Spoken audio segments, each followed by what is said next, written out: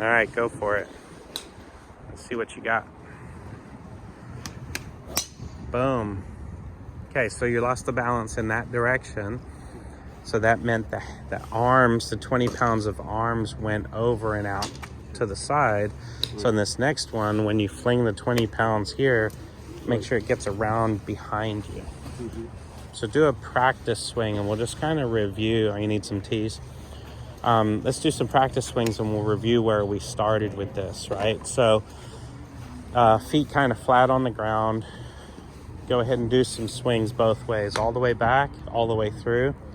There you go. So if we notice any kind of a shift over, then we're gonna slide and we're gonna push it out. So we gotta make sure that we're doing that swing within the barrel. I explain that because if your legs were in a barrel and your upper body went outside the barrel would tip over and you'd fall on your face.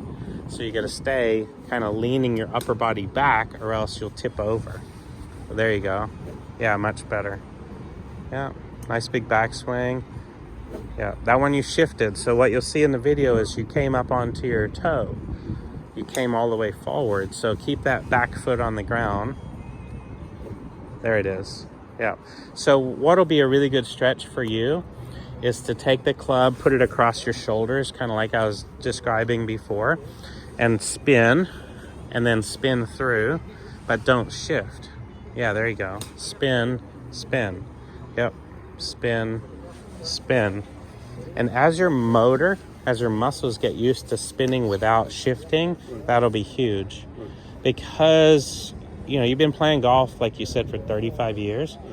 You've had more of a side-to-side slide, and it's so much more timing dependent for you to figure that out. And then like I was showing you, you had the Mythbusters, you weren't bracing into your legs, you would slide through, so the catapult didn't have any speed on it. So now work on that rotation there and all the way. There you go. And just kind of keep your feet planted. Get that big turn, let your head turn. There you go. Yeah. So like we talked earlier, if your head actually moves, everything will move. If your head stays looking over here at the ball, you can't get that range of motion. Yeah, there you go. Yeah, there you go. Good one. Yeah. And I can still see you can still see it. Yeah, you're kind of peeking at it. In this case, out of the right eye, and then when you come through impact, you're going to be peeking at it out of the left eye. But don't let that foot come up, because that's your slide over. Yeah, there you go. So get that turn. Yeah, and then let's do it with your grip. Do some big swings that way, turning and turning, and then keep your head. There you go. Turn and turn. So what did we say about falling this way? Yeah, the 20 pounds stayed on this side. So you have two 10-pound arms. You flung them to where the ball is, and then your arms stayed on this side. So you got to get these two 20 pounds back around over here so that if I'm videoing, both 20 pounds are poking out behind you now to get you back on balance. So as you turn, get your arms all, yeah, there you go. Nice. There you go. There you go. You got to get them all the way around. Yep. Yep. So it's, in summary for our lesson today, it's a lot of face movement for you because we learned that if your head's not moving, your shoulders really can't move. So we're going to let the nose kind of move off the ball. At the beginning, I said you want to feel like there's like a little golf club attached to your nose, and your nose is actually got a club on it, and your nose is going to hit a ball too, right? We worked on the hover, so let's grab some tees, and we'll hit a couple drives. And what we learned is the speed that you're able to create now is because we're being way more efficient with that rotation. We still haven't even figured out how to really toss the club for speed. That'll come second. Like I said, that we're rubbing tummies, then we're going to pat our head. So we got to do both. But for now, we want to get that big rotation, feel like we're maxing out our turn with our feet on the ground. When your feet are on the ground, you have the stability. You can fling your 20-pound arms back and around both ways. And then you'll be able to read how well you did based on your outcome. If you slide, you'll push it out. If you hung back, you'll get the draw. If you hung back too much, you might drop kick it and maybe even hook it a little bit. Let's do one where you really exaggerate hanging back. Yep, big turn both ways and really hang back over here. Hey, love that. Really good. Yep, very little feet movement, which is great. That's one of your best drives of the day.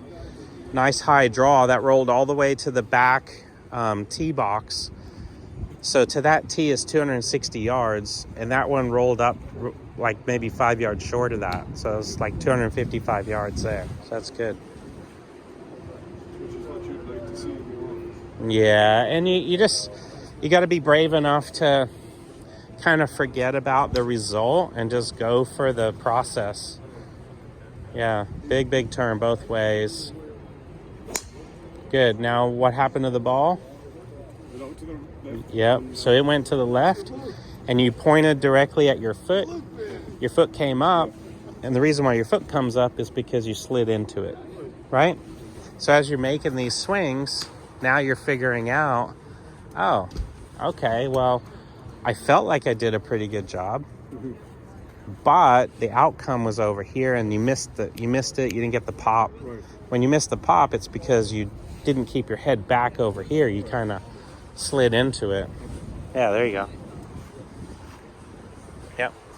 Big swing. Forget about the outcome. Just focus on the big turn. Let your head come off. Yeah, another good one. Yeah, really good.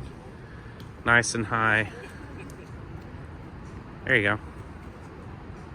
So that's going to be another thing from an efficiency standpoint. Like there's biomechanics, what we're working on, and then there's ballistics, optimizing what the ball's doing. Yeah. Because you're actually hanging back, now your attack angle is actually increasing. So now, which is really cool, whatever speed you are putting in, you're actually getting more optimal launch conditions because of what you're putting into it back here. You know, like I was telling you, the long drive guys whip that club around and that momentum is pulling them back over here. They're not stepping through to go to the target. Yeah, all right, last one. If we can get a really good one, we really rotate, go fast, but stay back. There you go. So you get a little more draw, which means you increased your speed. Right. So you turn on it, you tweak your wrist a little. Yeah, just because everything is so different. Yeah. Well, that's a sign that there was more speed there because it was putting more strain on the body. Oh, is that right? So what we have to do is assess typically what happens when you get a little twinge, you're squeezing too tight. Oh, excuse me. Yeah, because what happens is, Right-handed. yeah, so like if we shake hands, right? So it's like, go ahead and just give my hand a squeeze. And then if I abruptly, right, versus go ahead and hold my hand super loose, Right. I can do this all day long. It's not going to hurt. Okay. But if there's tension in the hand, and then because of the acceleration, the hand actually like does what it's supposed to do, but you were holding on too tight, there's a fight going on there. So it's almost like you're holding this like a baby in your arms, but at the same time you're trying to generate tremendous speed without feeling that you have to grip it.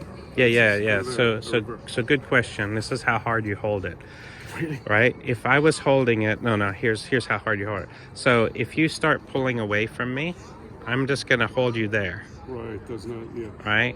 I don't have to like squeeze your hand to hold you. I can hold you from falling and going in that direction. Right. The club, go and hold on to the club. The club is effectively with centrifugal force is falling out of your hands. Right. So if I pull on the club, Right. this is G forces, right? So Yes. centrifugal force. So like a fighter jet's pulling like Top Gun, 8 Gs, Right. and they're blanking out. Hold it just as lightly as you can that it doesn't fly out in this direction.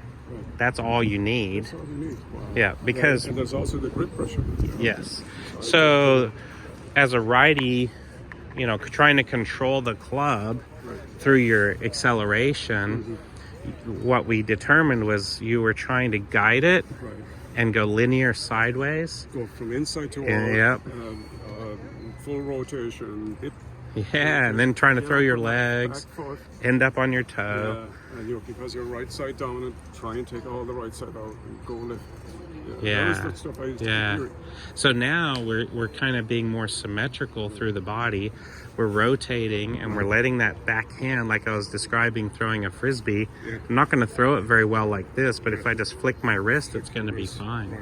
Yeah. So, all right. Very good. Good work.